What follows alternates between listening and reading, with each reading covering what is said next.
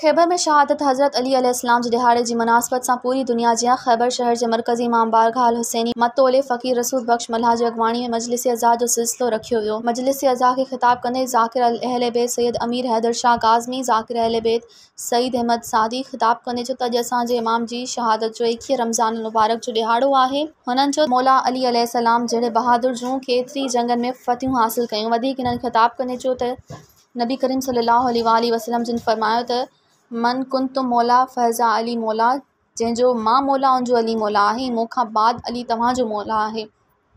हज़रत नुहा ख़ान कोटड़ी जो मशहूर फ़कीर इरफ़ान आफ कोटड़ी रियाज़ हुसैन मल्हा अहले बैत जी शान में नुहा ख़ानी कई।